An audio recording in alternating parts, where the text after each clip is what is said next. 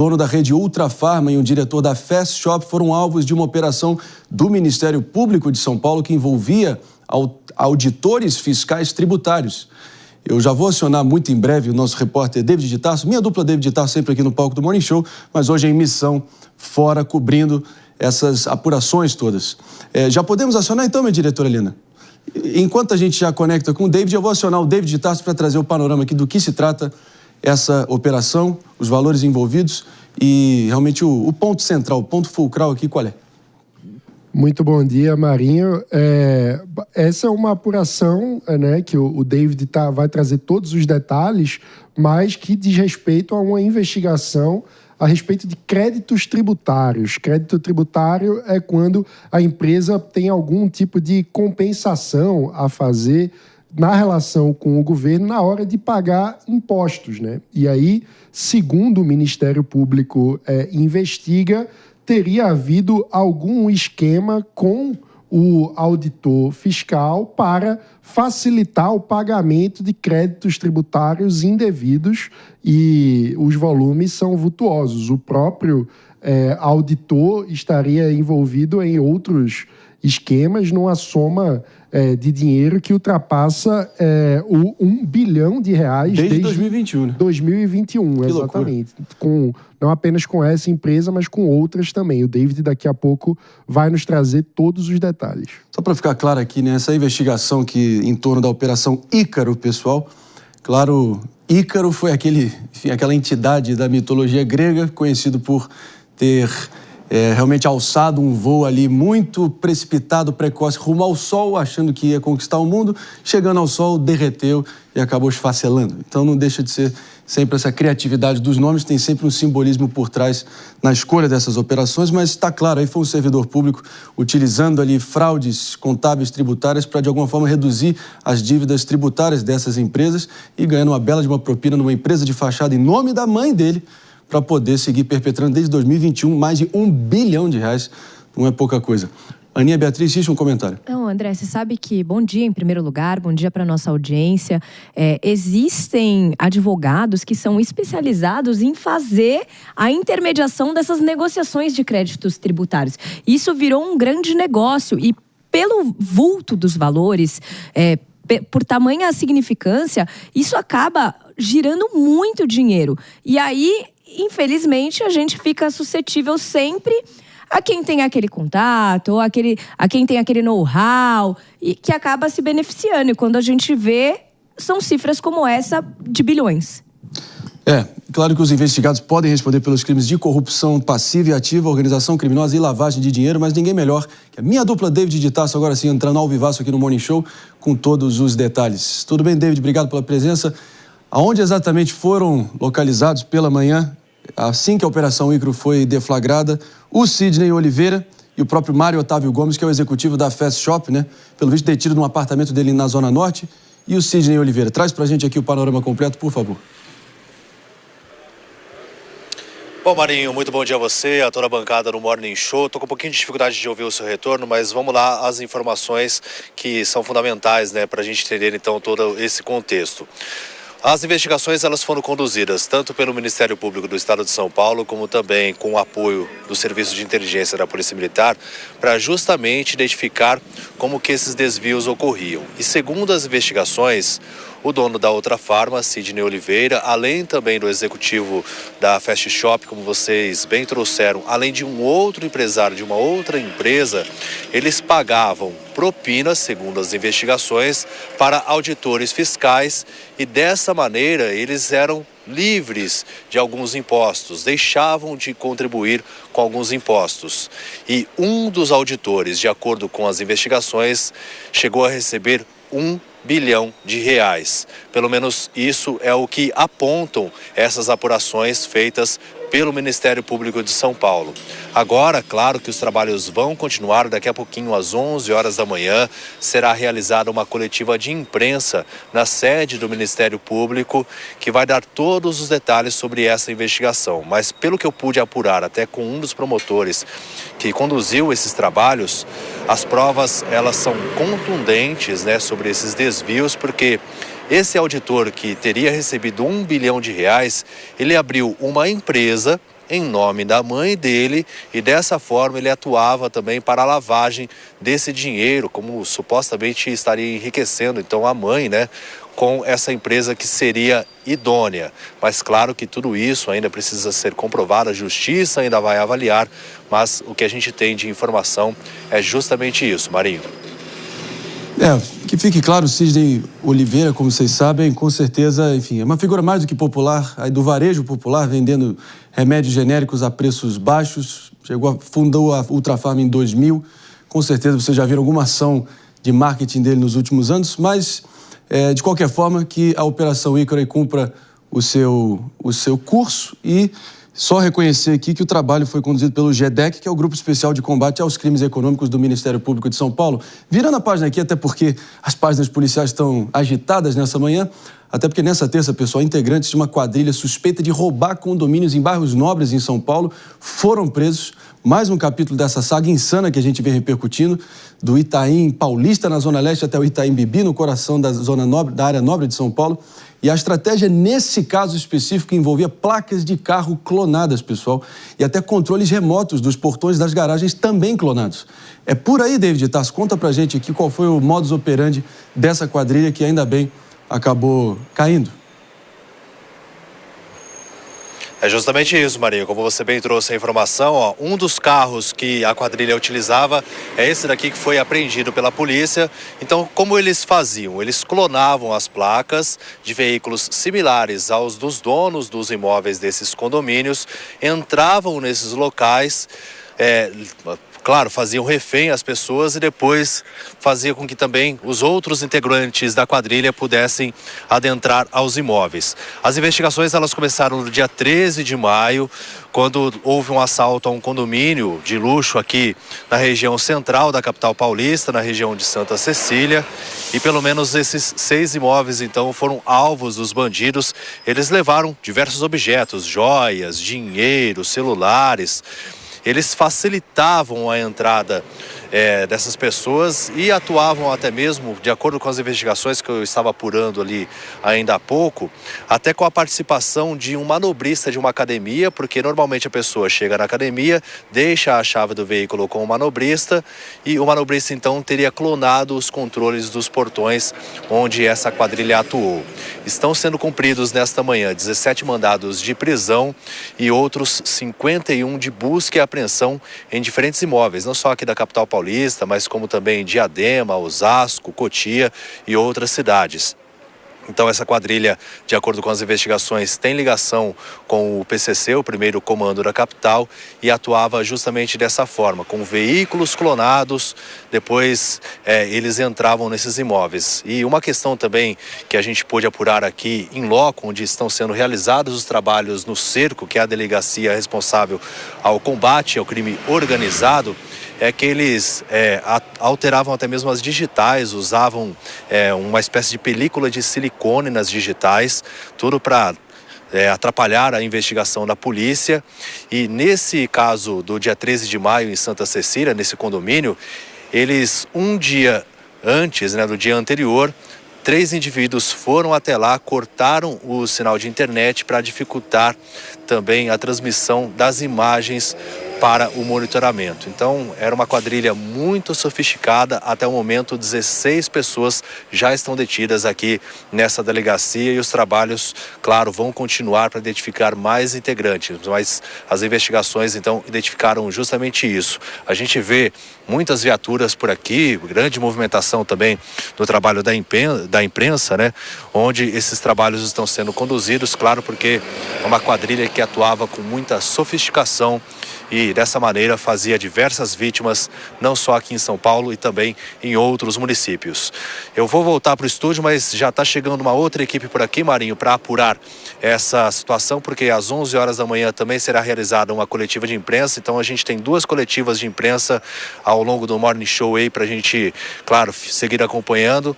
Uma que trata sobre esse caso dessa quadrilha, com essas pessoas, dessas 16 que já foram presas, além também da outra investigação envolvendo o Ministério Público e também o presidente da Ultrafarma e outros CEOs que são investigados por corrupção. A gente vai seguir acompanhando todos esses trabalhos, mas daqui a pouquinho eu estou sentado aí junto com vocês para conduzir também os comentários e as análises dos outros temas, porque tem muitos temas que a gente tem para repercutir ainda hoje no Morning Show.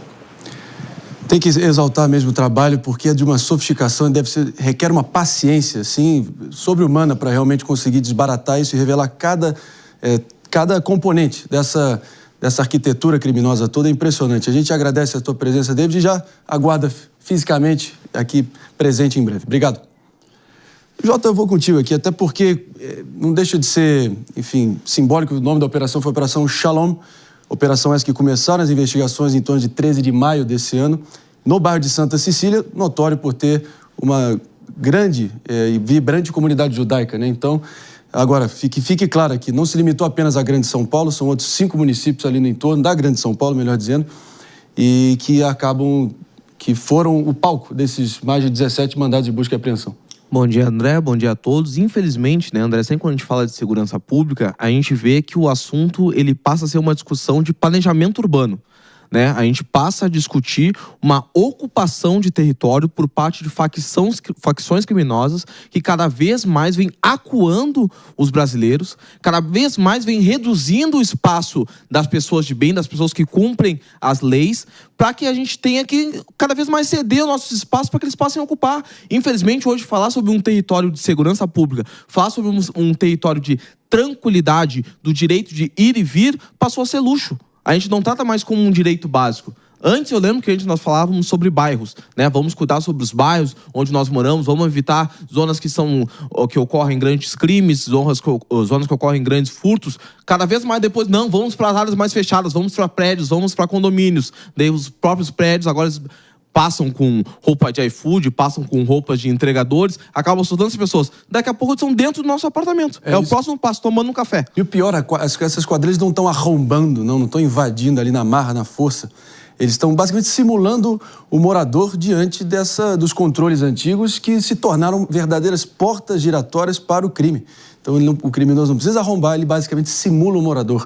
Então isso, a gente tem que exaltar a inteligência que foi necessária para realmente empreender essa operação toda, né, Aninha? Mas não deixa de ser um baita de um alerta para quem ainda tem controles antigos ali fixados nos seus respectivos condomínios, né? Não, André, eu só queria trazer uma curiosidade aqui para nossa audiência, que o nome da Operação Shalom é por conta da presença dessas quadrilhas em Higienópolis e Santa Cecília, e tem um ponto muito interessante, porque tem sim uma grande representatividade da comunidade judaica no local, e existe uma tradição judaica, e eu não vou saber explicá-la com detalhes, mas em que as famílias devem ficar sem utilizar a energia elétrica por 24 horas. Então, é entre ali o final da sexta-feira o Shabá.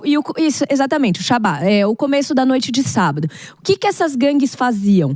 Elas simulavam ser judeus, iam com o kippá, que é aquele chapéuzinho, não sei se chapéu é um termo correto, mas enfim, e elas tentavam entrar no local sabendo que eles não poderiam atender um interfone, que eles não poderiam ver nas câmeras. Então, eu vim aqui no meu tio, sempre muito jovens, vim aqui na casa do meu tio, vim fazer o Shabbat na casa do meu primo. E quase sempre os porteiros permitiam a entrada dessas pessoas por acharem que elas realmente faziam parte da família. Então, quando a gente fala de sofisticação, a gente vê um trabalho de inteligência da criminalidade, de saber onde eles estão indo. Inclusive, eu tenho familiares que moram em Higienópolis, então eles já passaram por essa situação. E é muito impressionante o nível de inteligência, de organização e de planejamento desses criminosos. O que faz, mais do que nunca, a gente valorizar o trabalho da nossa polícia, que conseguiu desmantelar mais uma quadrilha de desocupado. São equipamentos portáteis de clonagem de radiofrequência, basicamente, né, pessoal? O bandido captura essa frequência emitida quando o controle original é acionado, que faz naturalmente aquele barulho enquanto o portão retrátil ali está, enfim, abrindo. E ele consegue replicar isso depois. Então, daqueles movimentos criminosos que dá aquela sensação de impotência vendo o nível que a coisa está escalando, né? Mano Ferreira. Em todas as camadas dessa história, Marinho, a gente vê bandidos que estão se aproveitando da confiança, né? Tanto da confiança dos porteiros, quando usam da simulação de pertencimento a uma tradição, total falta de caráter, como no caso, veja só, do manobrista da academia que, ao pegar o carro, provavelmente dentro do carro tinha o controle remoto que aciona o portão da garagem do condomínio do morador, né? O cara, ao manobrar o carro, aproveitava aquela circunstância para clonar o controle Exatamente. Da porta da garagem. É de uma disfarçatez, assim, de uma falta de caráter. Se o controle dos prédios, das garagens comerciais ou das academias não evoluírem, pode ter certeza que o controle de verdade da situação e da ação e da vida vai continuar no bolso do crime. Então, realmente que seja um apelo aqui generalizado para uma atualização ampla, transversal na cidade de São Paulo. Não só em Moema, Santa Cecília, teve caso... Moema a gente teve semana passada, há de se lembrar, Santa Cecília, própria Higienópolis, Morumbi, Brooklyn, dentre tantos outros. Cotia também foi mencionado. Mas, André, tem um outro ponto que a gente está esquecendo que é muito importante, né? O controle do carro fica lá no veículo, ele para dentro da academia, mas o bandido também consegue obter o endereço daquela pessoa. Porque se você deixa o carro lá, não necessariamente o manobrista sabe onde você mora para ir lá abrir sua garagem. Então é muito importante, eu falo isso para nossa audiência, tem muita gente que está nos ouvindo no carro, não deixa conta dentro do carro com o seu endereço, não deixa documento que mostre onde você mora, porque isso facilita a ação desses criminosos. Ou uma outra vertente é que, já saindo da academia, eles de alguma forma sigam a pessoa até o local onde ela mora para conseguir descobrir o endereço dela. Porque só pelo controle, ele clona o controle, mas não sabe de qual prédio é. Exatamente. Então é muito importante, não deixem nada com o endereço dentro do carro. Essa quadrilha dividia as tarefas e tinham pessoas que estavam monitorando para entender qual o padrão de comportamento do cotidiano daquela família, né? Para encontrar o momento exato para a melhor abordagem dos crimes, da quadrilha na hora de invadir a residência dos outros. Mas isso mostra, Marinho, como que um elemento essencial para a prosperidade de qualquer país, que é a capacidade de termos laços de confiança na sociedade, entre as pessoas que contratamos para prestar serviços, entre a academia que frequentamos, entre os lugares que temos serviços básicos, como que isso no Brasil anda completamente esgarçado, e isso, sem dúvida alguma, é um grande problema para a nossa prosperidade. A quantidade de prejuízos que nós temos, porque precisamos modificar o nosso comportamento cotidiano diante da preocupação com o crime, uma preocupação que não dá para dizer que é paranoica, porque é verdadeira, é baseada nos dados da realidade, mas isso nos atrasa como país, o que mostra como a pauta da segurança é uma pauta essencial para que sejamos um país que tenha alguma chance de dar certo. Se tem alguma coisa que dá para extrair de positivo disso, pessoal, é que esse episódio todo, essa operação toda, deixou claro, escancarado para todos condôminos de São Paulo e do Brasil, por que não? Que segurança patrimonial não é só sobre tecnologia, e sim gestão de confiança. Ali tem um rastreio muito claro ali dos acessos, ter toda a forma de você conseguir, enfim, controlar exatamente como e quem tem acesso a todos os dispositivos também no seu entorno. Então, senão, qualquer estacionamento, academia, vai virar porta dos fundos para o crime. E isso tem que ser um apelo e realmente um movimento geral, né, mano? Gestão de confiança vai lado a lado com qualquer avanço de tecnologia, e isso tem que ser para ontem, quase que um movimento aí na cidade para evitar que vocês sejam próximos, né? Não é alarmismo em excesso não, pessoal. Está aqui para vocês tirarem as próprias conclusões, inclusive já convocando todos vocês aqui, nos acompanhando pelo YouTube também, para deixarem um comentário de vocês, se vocês conhecem algum caso semelhante, se vocês já ouviram falar de alguma situação parecida, deixem o depoimento de vocês, engajem, comentem, sem moderação. É importante ter esse envolvimento de vocês aqui no Morning Show. Mano Ferreira, concluindo, a gente segue em frente. É isso, Marinho. Temos que levar o debate da segurança para um debate de efetividade, um debate que faça, de fato, com que cada criminoso tenha medo do sistema de justiça criminal, que saiba, que tenha certeza que, se cometer crime, será punido. Mas, para isso, a gente precisa de eficiência. A gente precisa fazer com que cada crime seja devidamente investigado, processado e punido. Só que estamos muito longe disso ser uma realidade no nosso país, infelizmente. É esse tipo de debate que destrave o funcionamento do Estado brasileiro, para proteger o direito do cidadão, aquilo que a gente precisa fazer no nosso país.